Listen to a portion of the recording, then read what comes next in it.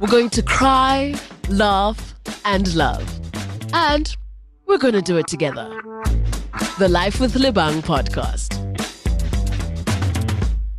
All right, just like that, it is another week, another opportunity to connect and bond. Welcome to Life with Lebang, brought to you by cliffcentral.com. If this is your first time listening, then welcome to the family. We've been at this for about a year now. We're almost on episode 50, which is really exciting because we've just been putting in that work, inviting an array of such blessed guests. People that always drop gems on the show, value-adding conversations and interactions is what we do here on Life with Lebang. My name is Lebang Kgosana, and as always, my intention is for you to listen to the show being a better person or having learnt and felt something. Whether it's something you've never experienced, it doesn't matter. Just know that you are in the right place at the right time right now. So I'm very happy to be sitting today in our brand new studios with somebody who I've been wanting to speak to for a while. I'll be honest. I'll admit that I've been quite scared to have this conversation. Yes, really. It's always intimidated me for whatever reason. And I can't even tell you why. Yeah. So I'm happy that I'm able to finally get this done. Yeah. Because not only do I need to have this conversation, but I know that my listeners are also very interested in tapping into this side of what is so ultimately important, right? Yeah. So if you're at home right now and you're tuning in and you can hear this other voice in the background, no, it's not my alter ego. Yeah. We have an awesome guest in studio today. She is,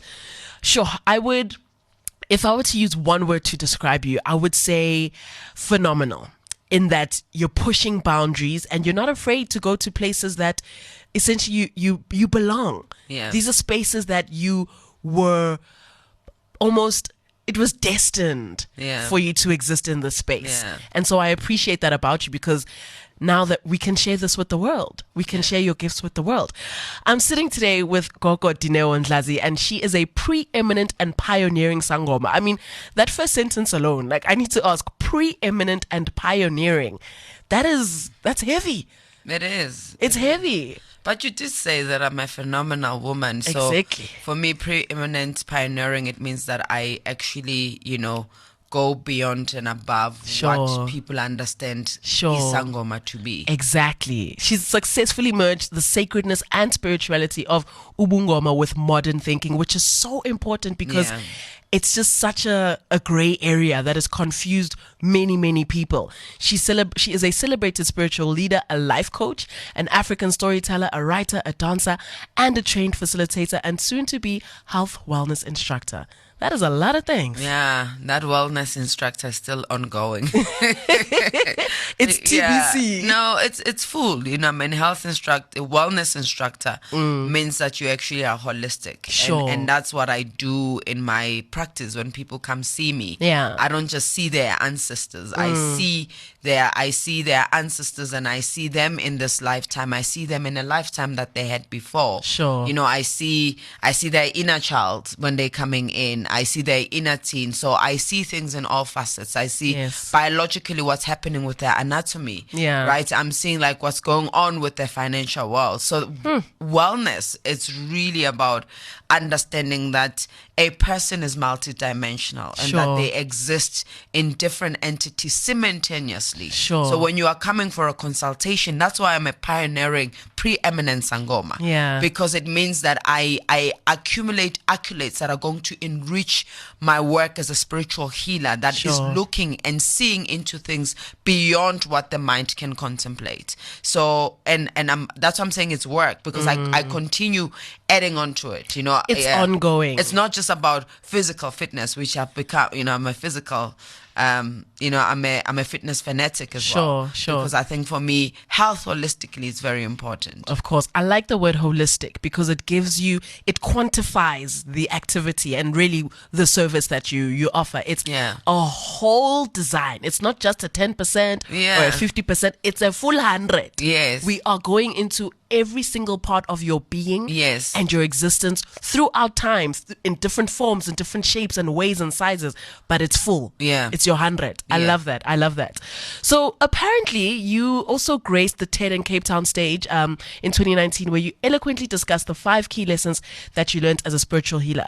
Can you quickly run us through those? Because very, very quickly, I mean, being identified as somebody, to speak on the TEDx stage already is a huge honor, and it must have just been an amazing experience for you, and it must have also taken a while for you to stand there and speak to the audience. So we don't have all of that time, but can you, what is the best thing that you shared with that audience? I think just getting the invitation for me was just an honor. Dude. I think being a Sangoma, and I have deliberately wanted my bio to start with being a Sangoma. That on its own, it's shaking ground. On its own is shifting the game into a new goalpost. So when I got a call from the curator, who is the one who curates the speakers, and I'm like, how did you hear of me? Because I was like, TED. I mean, TED is big, it's right? Huge. I mean, a lot of great honorable people have graced the TEDx stage. So when she said to me, no, your name has come to my table several times, so I knew that actually I am big. Like sometimes we don't see the magnitude of the work and the impact that we do, because it comes from really being purposeful, not really seeking popularity or fame, but trying to really create impact. And that's what I love about podcasts, because podcasts create impact, because there's no interruptions, there's no advertisement. It's just like, there's no music. It goes to the heart of things. We're having a conversation. Yeah. So when I got the call, I was in the process of going through my second phase of initiation in Mozambique, in rural Mozambique. So it was an excitement, but there was also fear of like, how am I going to navigate this world and the world that I'm about to enter into that is quite unknown to me. But it was amazing. And interestingly enough, and I'm going to be honest, I was going through a tough time personally. I was in an abusive relationship at the time because I was separated from my husband.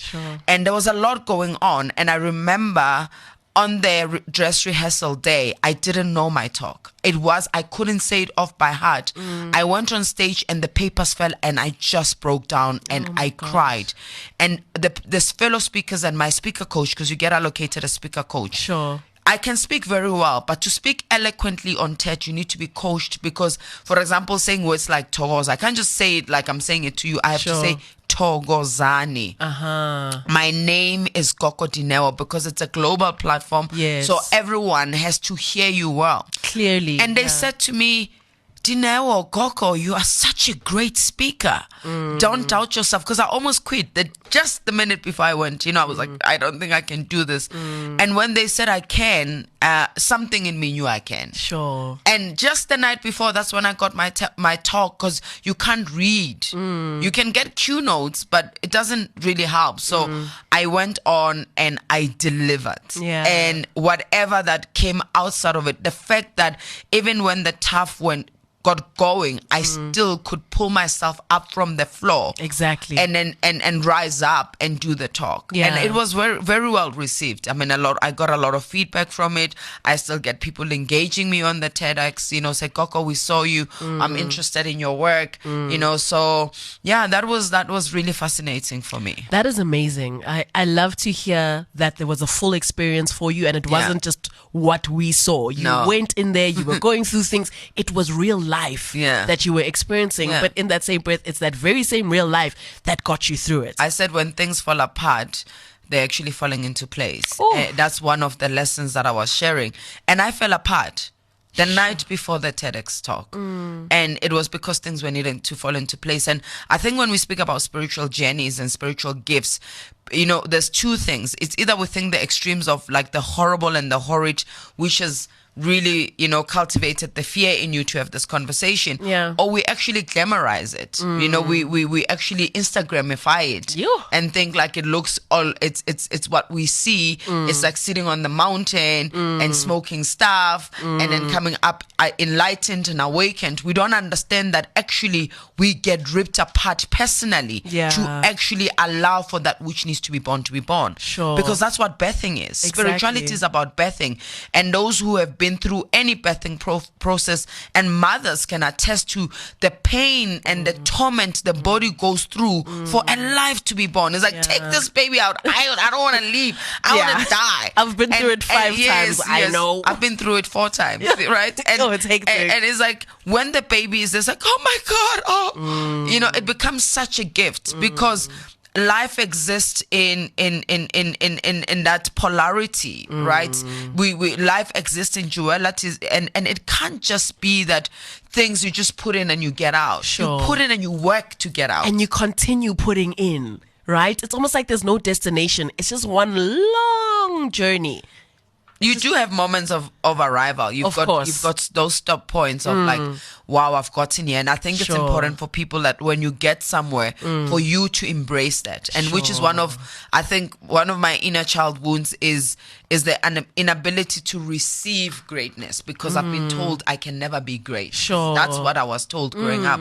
So it's to sit in the moment. Even you hearing you now talk about the TEDx, that has left me with such jubilation moving out of this interview to say, Mara Dineo, step back and look, girl, how much you've done. Yes, there's still so much to be done, but we can be in the chasing and never arriving, rather than in the being and embracing and really feeling a deep sense of gratitude, because from that place, then it makes the next destination easier to get to. 100%. Sure, I felt that. I've got like shivers up my spine. Like, we just started. It's getting so deep so quickly. So I want to take it back a step. I mean, it's obvious that you are spiritually gifted. Yeah. You are chosen. And a lot of people go through life feeling like they're chosen, but they're not really sure. Yeah. And I like that you mentioned that you've experienced the birthing process 4 times, because I have as well. So automatically I can tell that the concept of breaking and the importance of breaking to build again, we understand what that is. Yeah. But if you are a parent and you suspect almost that your child could be gifted, but you're also unsure just because the concepts are so vague. Yeah. How do we know? Okay, let's start here. What is a spiritually gifted person? Okay. So first of all, let's all say we are spiritually gifted. Amen. Right? Yes. We all are called, hence we've incarnated into earth. Sure. We wouldn't be here if there was nothing calling us to land. We have landed because there's a calling. I love that. And there's different types of spiritual gifts. And all our spiritual gifts is to make well what is not well. We are here to add value. Yes. So we need to understand, because sometimes we want to actually look at things in separation and then have variables and, of course, you know, human definitions of things, which one is better and which one is not better. And then we move away from our gifts and our callings because we are inclined to go to what society has defined as better. Sure. So you need to understand that as a person, even as a parent who's raising your child, when your child is spiritually gifted, you need to know that they will struggle in terms of what the world has defined as acceptable and as the norm for one to move towards. Sure. So we were once upon a time glorified teachers and medical doctors. And right now we are glorifying technology and innovators. So when your child is not gifted in what society perceives at that time to be an acceptable gift, they will struggle because they don't belong in the boxes that society has created in that particular time. 21st century, it's about innovation, technology, robotics, because we're getting to robotics. I mean, I listen to ads that say your kids have to go into robotics because if they don't, they're not going to be able to, you know, move with what the next decade is asking society to move towards. So when then your child has a gift like Gogo Dineo to become a healer within the indigenous practices, you know, sibabiza sitabele pibendabugo, meaning indigenous healing practitioners. So spiritual healer in the sense of that they have to work with energy, they have to work with spirits, they have to work with their ancestors. They will still struggle. One is that there's already so much on social media, and so much does not mean credible information. There's a lot of distorted information on the socials that your child can be consuming that can be misleading, and you might find yourself not knowing who you are dealing with. So what is important is for you to be able to say, I see you, I hear you, and I believe you. When your child says, Mom, Dad, this is what's going on with me. Because when we are not accepting our children for who they are, we are actually allowing the world to define who they are. That's one. So we see also what we call indigo or rainbow children. These are the queer children who are non-gender conformist. When we don't accept them, the world is going to define who they are, and that world is full of predators. Sure. So you are throwing your child into the wolves. So when you as a parent can realize that, then you learn. You go into learning, because your life experiences have kind of given you an advantage to somewhat discern what seems like hoo-ha-ha and what seems real. Like I'm saying, we are not in a generation where there was no information about what Sangoma is. Go on Google and just put Sangoma. There's a lot of us that come up. Yeah. But does a lot of us mean all of us are actually integrable, authentic? Do the real work? No, because in every time there's a nuance to something, there will be opportunists. There will be fraudsters who are out there to make a buck. Yeah. So that's one thing I need to say that's important. So learning, and to learn is not only to learn what we are teaching as Gogo Dineo, but then learn about who are we as a people. Where do we come from, and how are we connected to the spiritual gifts? So I'm glad that you said that, because that is maybe one of the biggest misunderstood things in society. So without dwelling too much on, the consequences of what apartheid did, and they separated us from our parents, and they separated us from the concepts of, without dwelling too much on that, there were obvious consequences. And I would say the biggest being, as a young black person, you automatically disconnected from your history and your ancestors, and so much so that if you grow up in a Western way, you are even more confused about your identity. So you have found a way to balance our modern life and ubusangoma. How can somebody who knows absolutely nothing about their ancestry, about their gifts, about whomst they are or once were, how can they understand it and live it in the modern context? I'm trying to get tissues. I want to bring a Gogo before you come. You do them things. So one thing that is a distortion that I need to address is that ubungoma is just an Asian practice, and Asian practices don't evolve. Spirit evolves to meet the current needs of society. What does not evolve is the core of it, is the essence, right? And I'll explain, give an example so people can understand. But ubungoma being modern, it needs to be modern. If it's not modern, it ceases to exist. But there's a difference between being modern and being actually mediocre, because sometimes in our attempt to modernize things, we make things mediocre. So what do I mean by that? By sharing everything. Even when you look at shows where there's, the Grey's Anatomy, the doctors, there's still a level of actually sacredness to the details of the practice of surgery, the practices of medicine that does not get exposed. So the society starts self-diagnosing. Doctors are saying that, yes, Google is for education, but it's not for diagnostics. So what we are doing is that as we want to be modern, we can actually be misleading people into what ubungoma is. And because it's a spiritual experience that an individual has, so their relation to the experiences of ubungoma does not mean it's everybody's experiences. Exactly. And that could be the danger. So it has to be modern.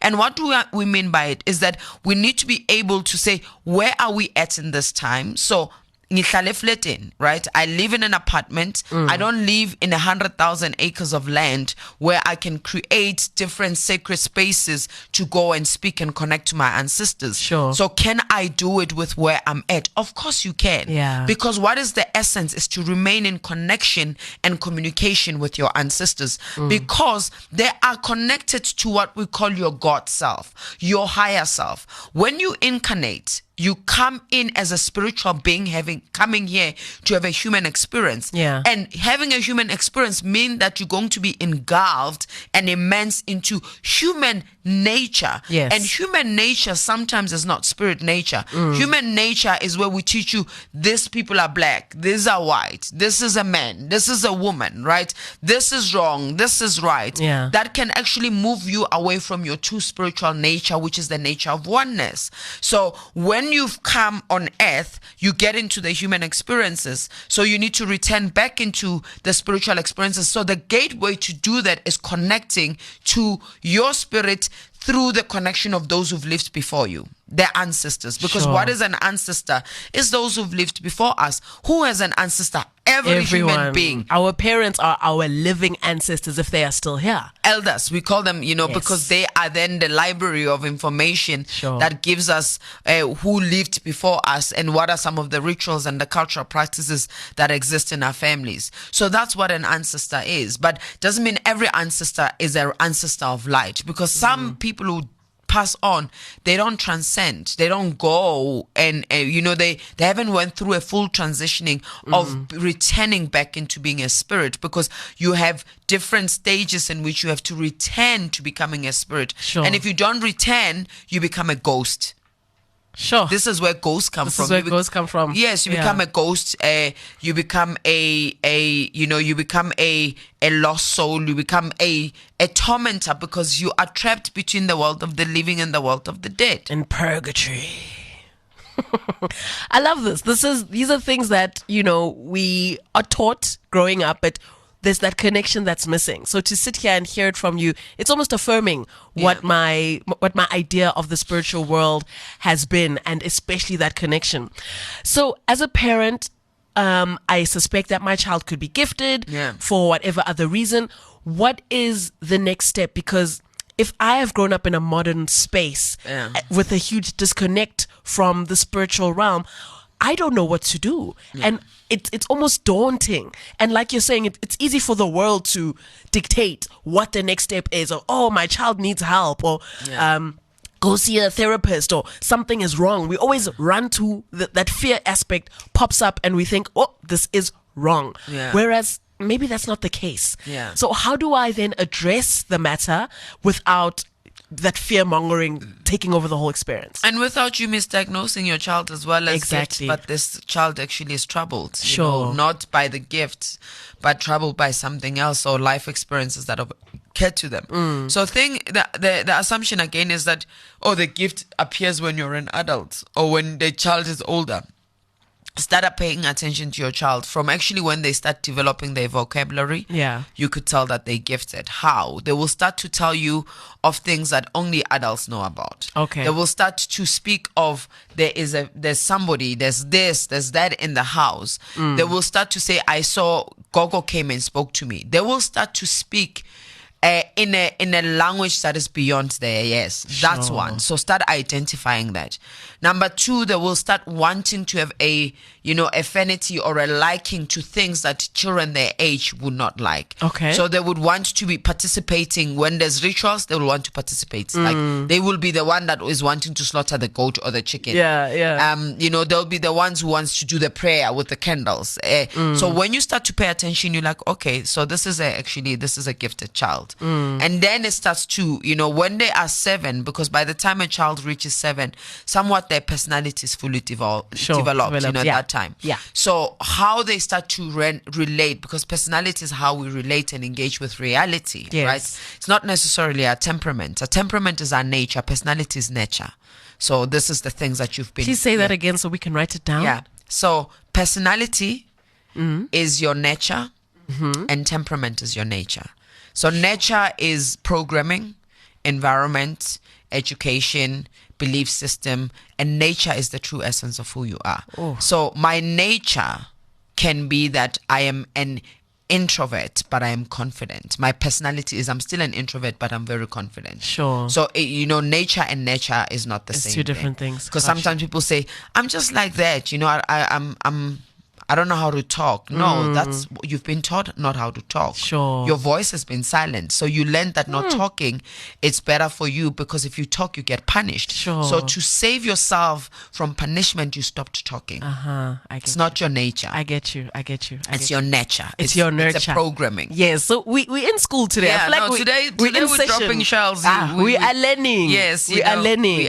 We are teaching. So then from 7, then the child now can be able to start to report experiences to you. Okay. Because they have a language. So there's somewhat a fully developed language where they can say, Mommy, I had a dream. Well, with my son who's 6, he started at 5. Loyo is super gifted, because from when he was like few months old, he would come into my nduma and do things. And when he started speaking about 18 months, he will say random things, and then even at 2, then we would know, because we both of us, both Daddy and I are healers. Okay. So at 7, they will start to see dreams, then you start to pay attention.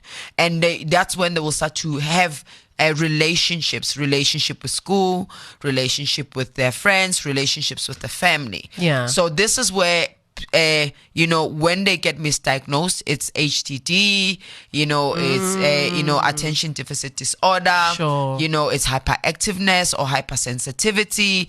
It's a whole lot of things that they can get easily misdiagnosed with, which is also very important for us to note that what are some of the struggles that might have traumatized our children. Yeah. Because we are such a society that is full of trauma. I mean, look at the violence in this country. On my way here, I was listening to why the healthcare practitioners are banning tires, and now violence is erupting. And when you are looking at what is happening at VERS, there's just so much violence, and we don't understand how actually violence is traumatic. Yes. Even if you are not to the one who's protesting, because you are creating this act, but it's actually also engulfing you in negative emotion. Exactly. And for the ones who are driving past, when people are busy, with instruments or bending tires, and you have to drive that is traumatic. It's traumatic, definitely. So we need to be clear that it's not childhood traumas, but it's a gift, and it can be both. So also note that it can be both, because part of us being called is that our awakening we have to go through human suffering. Yeah. So we are bound to experience certain tragedies as a gifted person, because that's the agreement we made. It doesn't mean it justifies what we have experienced or those who've inflicted violence. So I struggled to accept my gift, because I was like, at the time I was like, I'm not prepping, I haven't lost weight, I didn't have the clinical symptoms of that time. That's why it's very difficult, or we need to be very careful of like, oh, these are the clear signs. They might not be. Exactly. Somebody might not. I didn't have the clear signs. It's only now that I understood that actually my struggle with mental health was part of my calling. But I also had mental health problems because I have a history of sexual abuse. So it's those things. And I didn't know that part of me going through the sexual abuse, as horrible and horrid as it is, and no excuse to the adults that abused me as a child because they knew better. Sure. But part of it was because my spirit needed to awaken. It's horrible. It is horrible to accept it as that and essentially understand it as that concept of breaking to rebuild. You have to get broken almost to like the very bottom. You have to get torn into shreds in order for you to identify that there's better for you. There's a better version of yourself that you need to mold and build and go forward with. And also we need to remember that we are not actually called to just heal ourselves, but we are called to also heal families. Yeah. And others, not everyone has a calling to then heal the community. Then there are ones who actually have the calling to train other healers. So the bigger the call, the harder and the deeper the challenges. Sure. That's what it is, because also with the work that we do, the things that I've went through have actually enriched my sense of empathy and understanding. I said to you that I was in an abusive relationship. Before that, I was like, leave. Why aren't you leaving that marriage? It's so obvious this guy is doing this and this. But I know that is not easy. I know because I've been there. Sure. And remember, I was in this abusive relationship at the peak of my work as Gogo Dineo. Yeah. So then I understand that no one no one is immune to human calamities. No one is immune to finding themselves falling prey to scammers, to fraudsters, to abuse, because at the end of the day, that's what we've come to experience as spirit beings. So it has really made me become more empathetic. Okay. And then that led me to do a course on inner child healing, because I understood that, because I wasn't understanding, as wise as I am, why was I played so hard? Sure. Right? What's going on there? And I realized that it was actually unhealed childhood traumas that really found that relationship attractive. Because when we have unhealed childhood traumas, we go for what's familiar. We don't go for connection. Sure. We go for what feels familiar. So he felt familiar because I grew up in a very violent, chaotic environment. And that was what my nervous system was used to. So where there was peace and serenity and quietness, it was boring. It was too boring. No, I wasn't in love anymore. The goosebumps were gone because my adrenaline I was starting to come down in a way in which was unfamiliar to me. So when I did the work and I realized, because even getting back with my husband, there would be times I'm like, and I'm like, remember, boring is good. Exactly. In the context of my life. Yes. So sometimes what we see and we think is actually a programming that we are running with. And isn't that just scary? Because you're no longer really making a conscious choice to enter a situation or a person or an experience. It's almost like, as you're saying, you're programmed. It's what you're used to. That's nature. That's what I talk about. You keep going back to the crime scene, because says this is what this will feel like. This is what will most likely happen here and there. So we keep going back, and I think that is so sad. And I wish we lived in a world where more of us were able to identify the consequences of almost just ignoring the childhood traumas and not putting enough emphasis on fixing and identifying and understanding, so that we can unlearn certain things and, just live better, essentially. So I think for me, you said to, I'm a pioneer in Sangoma. Sure. Have you had many Sangoma speak about the relationship between spirituality and psychology? No. Because also, we have been so westernized that we have seen things as separate versus as intersecting. And spirituality, and more so African spirituality, says there's an interrelation to everything. Things are interrelated and interconnected. You cannot, if you hurt your finger, you hurt everywhere. The whole, everything is sore. You can't sleep, but it's like, what? So it shows exactly. No, but even if you've got a toe, if you everywhere. Exactly. So it's important for us to understand that how we've been trained, whether as medical practitioners, as mental practitioners, as spiritual practitioners, was to see things just in our own container and not understand that actually these containers are interrelated and they're joined. Yes. One broken container breaks other containers. Exactly. And we need to start to see things as that. And even though I will tell you, I go live every Tuesday on my Instagram page. Okay. And I go live on YouTube on Thursdays, right? Yeah. And on my live on Instagram, I would see the numbers go up when I'm like dream interpretation, because everyone just wants the spiritual answers, right? Sure. And then last night I went dream interpretation, and towards the end I went and connected what people were dreaming as recollection of subconscious memories that their inner child buried so they can survive the experiences that they've had. And I went into that, and the numbers started to drop. They were not dropping because this was like boring, but it was triggering. Exactly. It was uncomfortable. The truth hurts. Right? But discomfort is a call for change. It's an invitation. Yes. It's saying something in you is ready to break free. That's why it's feeling uncomfortable. Sure, I love that. I think it's so great. Gogo, what about parents or people who choose to not answer the call? Like we mentioned, it instills a lot of fear because it's an unknown territory.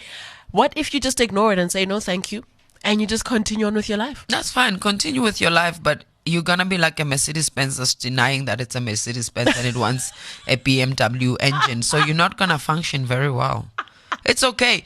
Because I think what people need to also know is that we are not called by ancestors. Yeah. That's very important. Okay. Because this is why people have always had such a resentment towards ancestors. It's the same resentment we have towards God, because, religion has made God a punitive God. Sure. This punitive God that's ugly, that just takes and wants their way, and we don't obey and become obedient, therefore we are sinners and then we're going to see hell. But that's the interpretation. I say to people, actually, the Bible is kind of like a roadmap. It's the navigator to how to navigate this life. Sure. Because now we come from heaven and we are here. So we've got a Bible, which is like, here's the map, right? Here's a map. We know we can be reading the map and see different things. Yes. Like, no, but this is actually a left. It's to the south, it's not to the north. Sure. Even when we're listening to the GPS in the car, and somebody said, it said 10 left. No, it's saying 10 right. So we don't listen. And the people who then interpret can actually misinterpret and give us the wrong context. Sure. And that's why there's such a huge contestation between spirituality and religion. Yes. So when you're saying no, you are saying no to a spiritual agreement you made. Yeah. So you are denying the essence of who you are. Yeah. Like I'm saying, you are a banana trying to grow in Cape Town, literally. It's like, no, but you see, because I have studied Cape Town and I've given my life to Cape Town. I know better. But Cape Town is not where you're going to flourish. You are accepting your calling because you are accepting an important aspect of who you are. Sure. Because that is an engine. This is why you've come. Right? This is before everybody else. This is before you heal the world. This is before you do a TEDx talk. Let me give an example. When I went to initiate, that's when I became aware of the extensity of my inner child traumas. Because in initiation, we have to bath in a group. So what happened to me when I was bathing with somebody, because that was one of my first sexual violation, came up. It came to the surface. I couldn't wear sleeveless or sleeveless tops because I was told everything about me was ugly. My body was ugly. I was out of shape. I was all of those things. So I started to realize, oh my God. So because as you activate your gift in initiation, your shadows get activated. And you actually go into initiation to be aware of the things that are holding you back in life. Things that are actually a wall, a stumbling block towards your progression. Then I realized like there was so much. And my Gobela mirrored so much of my mother. Then I understood that there was the mother wound here. Yeah. But remember, initiation didn't heal the traumas. It brought them to the surface while it gave me a tool to navigate what was coming in my life. Sure. But I still needed to go back and work with my traumas because, Sangomas, even our Gobelas, are not trained to become psychologists. We don't train 41 years like how we used to train. In Egypt, we used to train for 41 years. You will not be a qualified healer if you haven't went through at least 40 years of initiation. My word. Because you needed to understand healing the multidimensional aspects of a human being. That's why we have people like the great Imhotep, who people will flock even from the West to come receive his medicine, because his medicine was understanding that what is wrong with you is actually doesn't require imbiza right now. It requires you to be listened to. Yes. It requires you to cry. I would have people come in Dumbin and I speak and they will start to cry. And I'll say, you're doing great. Keep at it. Just let it out. Whereas you'll go to another Ndumba and they're like, no crying here. The ancestors don't want this. Sure. Right? Because that's what they've been taught. So people give us what they know. If they know better, they will give us better. Sure. So I know that actually crying, you release about 365 toxins from your body. Sure. Just by the act of cheering up. Toxins from your body. Wow. So when we are stopping people from crying, we are re-injecting their poison into their system. Oh my word. And we think that they're going to patch it out or they're going to stim it out. They need to patch it out by verbalizing it. Yes. By embodying the pain. Because feeling the pain, you can't heal that which you haven't felt. Sure, you cannot heal which you have not felt. So you're basically saying when my children are crying for the inteng echo, I mustn't tell them to stop crying. I must just say cry. No, just it's okay. They're feeling something. Sure. Right? And they even cry harder with my son when I'm like, it's okay, baby. Emotions are good. You can cry. But sometimes I go back to my own program, like, stop crying. What's the matter? It's because we were raised like that. We were raised like that. So you see, I'm still in the process of breaking free from conditioning. Yes. But when I come into awareness, then I go into allowing. And once they've cried, you feel better. What happens after you cry? I don't even offer tissues when people are crying because they haven't asked me to. I'm saying to them, stop. When I go like this, I'm interrupting. You are. So put the tissues on the side and just be there. And when they're like, I'm sorry, like, there's nothing to sorry. You're doing Don't great. apologize. Like, you're so brave. Oh my God. And you will see people break. Yeah. That time the person hasn't gotten imbiza or any cleansing. There are no goats slaughtered. The person walks out and say, I feel so light. Yeah, I love that. That's such a when we're saying thing to parents, when you are saying no, you are actually burdening your children. You are also burdening yourself. And be I think also introspect. Are you saying no because this is scaring you, because it's something that you ran away from? Because this is a demon that's being agitated in you that you've buried in your closet? Because some no's are not no's to our children, are no's to us, because we are afraid, and our children are actually mirrors of the brave acts we ought to take. Sure. This is our child being so courageous. Instead of saying, baby, you are so brave and courageous, I just don't know what to do, but let's figure it out together. You're like, how dare you become brave, whereas I failed at this act of bravery. And it's so unfair for us to put that on our children, right? Just because we experience something in one way, it doesn't mean our children need to suffer in the same way. I always get very sad and frustrated when I see parents who didn't live out their dreams almost forcing their children now to live out those dreams. Like there was a place where I used to stay with this old man. He clearly really loved playing tennis, but due to the time that he grew up, he didn't get those opportunities. He'd make his son wake up every single morning, Monday to Monday at 7 a.m. to just swing the ball. And anytime the child would swing wrong, no, not like that, swing like that. This poor child just wants to play PlayStation, or wants to be a doctor, or wants to be a lawyer, but you're not allowing the child to just be, because you weren't allowed to just be. Yeah. And it's so important to just stop as a parent and say, hey man, what am I actually doing here? Am I being intentional about being a positive parent here? Or am I just kind of winging it? It's just one of those things that I think is so in tune with spirituality. And if you are aware of where you are consciously, you'll better maneuver those situations as a parent. Yeah, no, basically what you're saying, we're not asking for perfect parents, but we're asking for present, that's all. Present parenting, right? So present parenting means that you can actually know that there's nothing that they like. Yeah. Right? I paid for gymnastics the whole of last year. And half of the time they would be like, I've got a stomach ache. That's how kids are talking to us. Yeah. How about when you jumped into the car, you didn't have a stomach ache. Now it's time for gymnastics. You've got a stomach ache. And it's true, because it comes from a good intention of, I want my kids to have the best life than I had. But don't have your best life through your children. Exactly. And it's important, because our children are also here to help us heal our inner child. Yes. So when you're feeling yourself and noticing yourself insistent, and these are your rules of the house. Yeah. You understand what I'm saying? Yeah. And this is how things work here. You either take it or not, or you don't take it. Yeah. That's actually, rules don't sometimes work. Principles do, because principles is about co-creation. And when you create principles together, you are also teaching your kids to take responsibility. Where there's a right, there's a responsibility. Yes. So if you're saying you want to sleep at 9, so what is the responsibility that will go with that? It means that 9, then lights are out completely. Exactly. And then you will wake up at 5:30 to get ready for school. Exactly. And then what if you don't happen? Then you get them, what if you don't happen? So it's no books can teach you parenting. Sure. They can guide you and influence you. You know why? Because we've got individuals who are uniquely made, that when they incarnate, my last born is not like my firstborn. Completely. Abafani. I say this all the time, that out of my 5 children, not any of them are the same. It's individual people, original thoughts, original thinking, unique ways of maneuvering life. Even in their small age, I can already see Gutsila. One is sporty, one is academic, one is this, one abafani. And thank goodness, because within them lies a light that they each have that will make the world a better place. And you're not going to parent them the same, because you're not the first person you were when you first had your first child. You've become better, you've evolved, you've changed. So my firstborn is insistent on me reprimanding my 5-year-old, and because they used to get hidings, and I'm like, I don't do that anymore. I've evolved as a parent. No, I'm like Sia, and I speak, and Sia understands. I'm like, this is that's going to happen. So he comes like, yeah, sushi day. I'm like, we didn't say sushi day today. You've had your treat on Monday, right? So today is pasta. We're having pasta.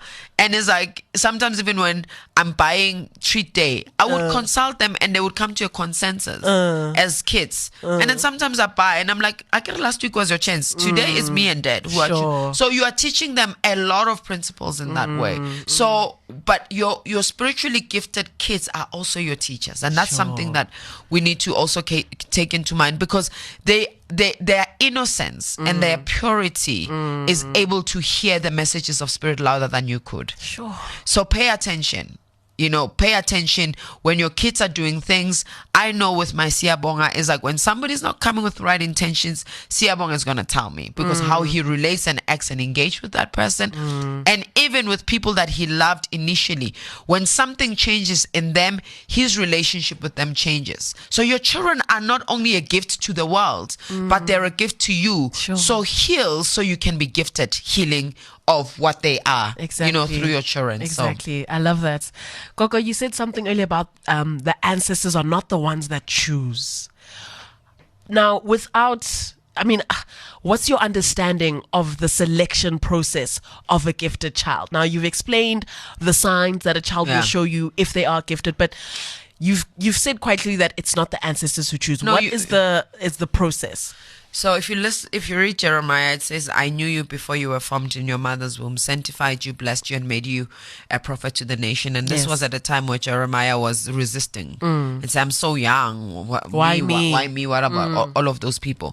Because remember, you are spirit, right? Before you are a body. So in that process of, when God says like, hey, there's been so many distortions about indigenous African healing, and it can be because Africa is the cradle of humankind. Sure. And there's a gift that Africa can give to remind the world of who it is, because the world is so divided. The world is so, it's so competitive, and combative. Who's gonna go? My spirit was like, yay! Me, pick me, send me. Yeah. Right? So that's the selection process. The selection process happens prior to you coming. Sure. And it's a co-agreement. You are not forced and imposed on something. It feels like an imposement or a forceful act when the suffering, meaning the awakening, comes. Yes. And when you have forgotten the agreement and you are busy slaying on the streets. And it's like, you gotta come back. Yeah. You're slaying that, but you gotta come back because there's a mandate here. There's an agreement that you've come to.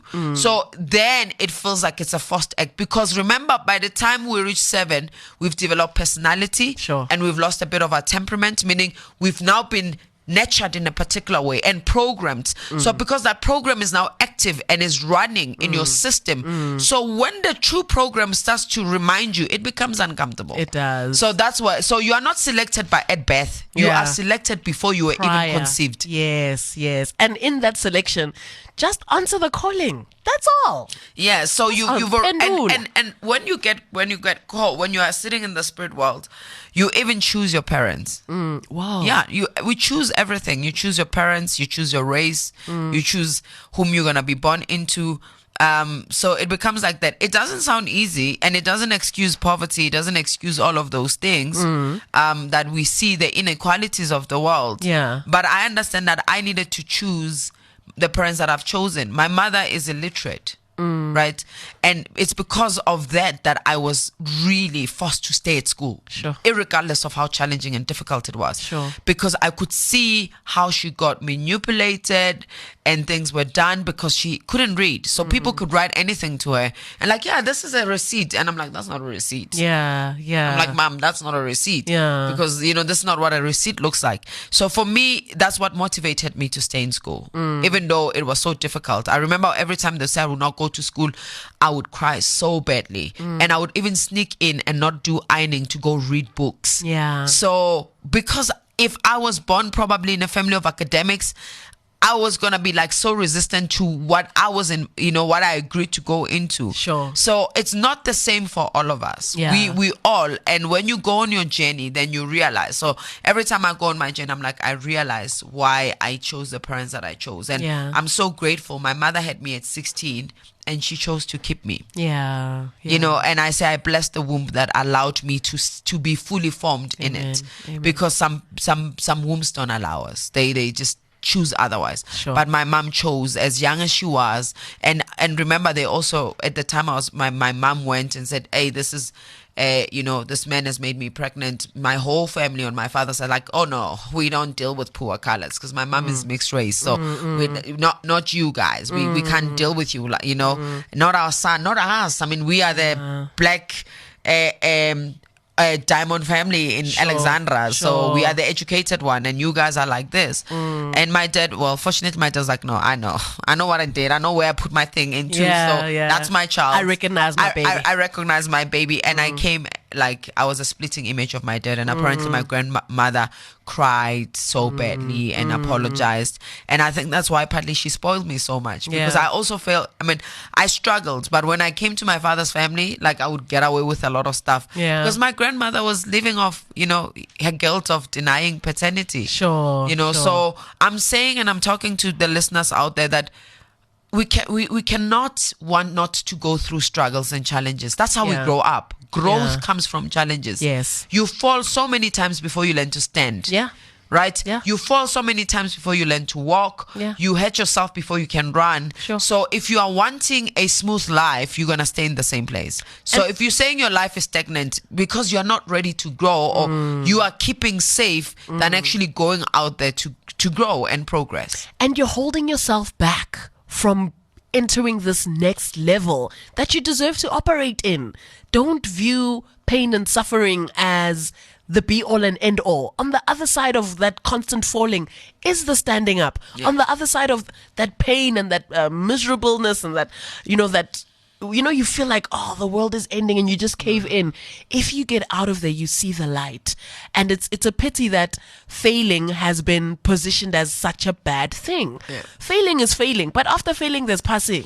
So you definitely need to find a way to just push yourself and go forward. So, Gogo, it's great to hear so much about the chosen ones and having the ability to think at a higher level. What if you just aren't, and you are just a full spirit that is living your best life? How do you still get in tune with yourself and still identify those inner traumas and still essentially tackle life in that way to still be a better person, without the responsibility of now having to teach other people and how do you then maneuver life? Let's look at things like SA Got Talent, and you find a 70-year-old who sings so beautifully and amazingly, and we ask ourselves, where have you been? Sure. So aren't we all called? Yeah. So we are. Yeah. And as much as, best life, is it best life for the socials or best life meaning contentment? Because best life is when you can be at ease and at peace with yourself. When you can love your life as it is, when you feel valuable, when you feel enough, when you feel deserving, that's the best life. Because some of us can accumulate so much of the material world and we can never feel enough. We even end up selling our souls so we can accumulate more. We can be seen as more relevant. So enough is when you are really, truly in love with yourself. That's enough. So one of the important things of getting to a place of enough is to look at what is it that has taken away and depleted your enoughness. And girl, I go deep, sing my deep man. As we have a few minutes left, it gets deeper and deeper, and it's like we need another hour for this. We need another hour for this. So one, being honest with self is very important, because when you something is off with me, right? Something is off with me. Then when you look at what is off, it's like, I might know, but I might actually try and get help, because you don't come to awareness of things not going well if you are not honest with yourself. You can't be honest with others if you're not honest with yourself. 100%. So when you something feels off here, and it's like, I can hear Gogo, I think I gotta go see Gogo, right? Or I gotta see someone at least like Gogo, because true African spiritual practitioners need to be able to see into things in a deeper way than you can see for yourself. And it's not for you to go everything is bad because you're Twasa. That's run. And sometimes we do find ourselves in the wrong spaces because it's part of growing up. But you need to be able to, we also need to make spiritual health such an important aspect of our life, because if spirit is the essence of us, but we are not actually doing any health work with the spirit, then we're doomed and gloomed. Gogo, what are some of these, what is this health work? Because quite simply, there's fitness, which is the physical work, go to gym, blah, blah, blah, eating healthy, sharp. Then there's maybe the financial wellness, you got a job, blah, blah, blah, got a business, whatever. No, having a job is not financial wellness. having an income. Yes. Some sort of money coming in to sustain, that's what I mean. So this spiritual wellness and this exercise of the spirit, how do we keep fit in our spirit? Having a relationship with divinity. So we know that there is something greater that is in us that is connected to something greater outside of us. Sure. That's very important. There's something greater that is within us that is connected to something greater that is outside of us. So then that's where the importance of ritual is, because ritual is food to that. A ritual gives fuel to the soul, and the soul hears spirit louder. Yeah. Because the soul it's connected to our mind and our heart. Yeah. But when we are not feeding the soul, and how do we feed the soul? Prayer feeds the soul. Ukuphatha feeds the soul. Sitting and being in silence, sitting and listening to something motivating, inspirational. Cooking for some people is food to the soul. So find a thing that when you are in it fully. Nothing seems to exist in that moment. Something that gives you an orgasm besides sex. So that is what I'm talking about. If you have had an orgasm, it's like you will know, like, oh my God, like Dineo, because you are so present. You can hear them, but you gotta finish what you're doing. Some people is channeling. So you need to find something out there, engaging in contact that rejuvenates you and uplift you rather than leave you feeling worse than you were. So if it means muting, right now I listen to a lot of, news radio, but there's times where I disengage because I'm just like, I'm so overwhelmed about recession and all of that, because it's just so disturbing to my nervous system. I get so dysregulating. Movement is important to the soul, whether that's dance. So we think exercise is just for the body, it's for the soul too. Because every time we exercise, we release endorphins in our system. And then it's like happy hormones that get into us. So what I'm trying to say, that it's an end of things. So A&D, it's not one thing. It's a combination. It's a cocktail of rituals that are going to really nurture and help you have a spiritual health life. And do inquire about, what is the world looking like? What is my relation? So this is when you go for a consult. When you see like, oh, where am I at in relation to my ancestors? What is the relationship? Is it on a negative? Is it on a positive? Because remember, ancestors have the spiritual intelligence. They don't have the body. So they still need you as much as you need them. You need them because they are, those who are in the light are vibrating at a higher spiritual frequency. So being in relationship to them, you are able to access and download higher spiritual intelligence that is really going to help you, because we can only create when we are at spiritual intelligence, not at cognitive intelligence. Yes. Whew.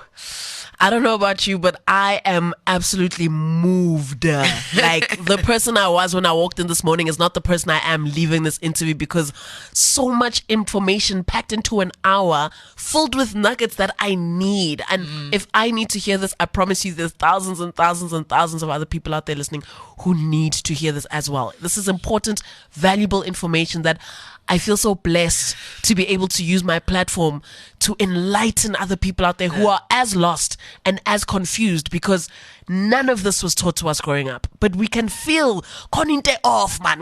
We know inside that there's something missing, and it's access to information like this. So, Gogo, before you go, where can people find you on social media? If somebody wants to consult, how can we stalk you? All of those things. Okay, stalking, no. Because I do have stalkers. I'm sure you sending me their private parts. Like, I'm the one, he's not the one. So thank you guys.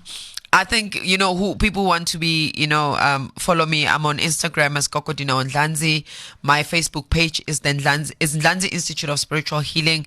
Please also look at the numbers. The authentic ones will have much higher numbers. Sure. So, like, I think the Facebook one is about 600,000 followers there. Just a measly 600,000. Yeah, no, it's not a lot. What? Yes, and I think Instagram is 138K, but that account is verified, so it's easy to find it. Just 138,000 people. It's not a lot.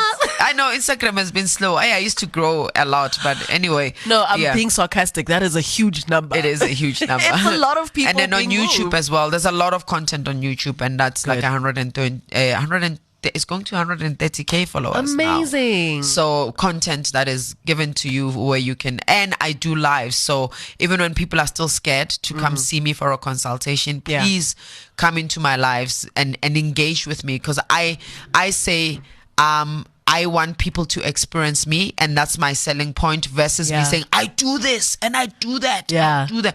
Experience me, because you go to somebody because they resonate and there's relatability there. You know, you want to go to somebody that also feels safe. So you could see from their lives and the engagements I make. But my website is Gogo Dineo Ndlanzi. .com, and you can actually book online, guys. We are just that advanced. Oh, technology. Yeah, so you press there and say, I want to book, and you pay, and you get your appointment. That's how it rolls, right? I love that. Even with my appointments, with mine, because I get booked in advance, so you'll pay, and then you'll get a link, and then you'll be given a time to come see me.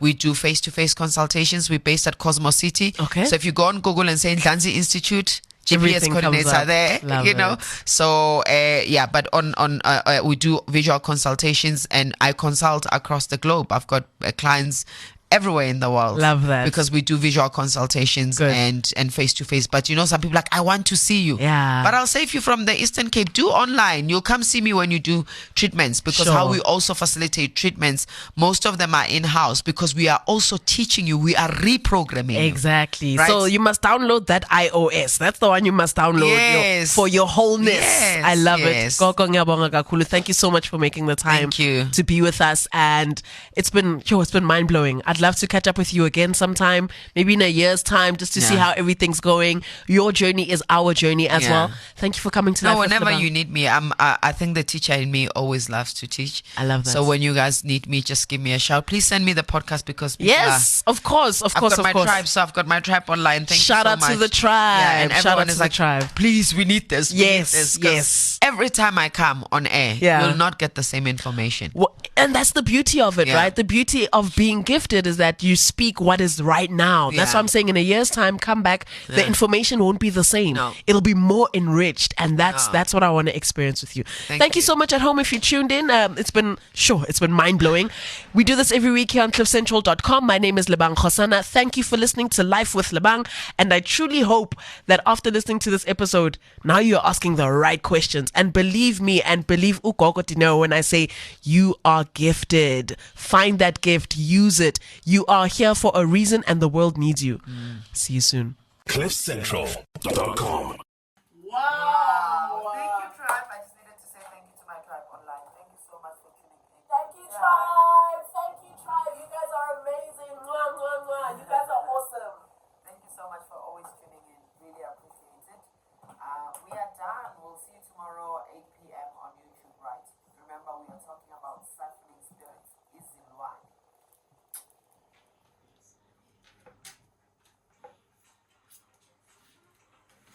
Hi, Shem. You are doing the work. Thank you so much. You are doing the work. And you're right. How I spoke last year and how I speak now is different, because I continue to do the work. Exactly. I continue to do the work. Exactly.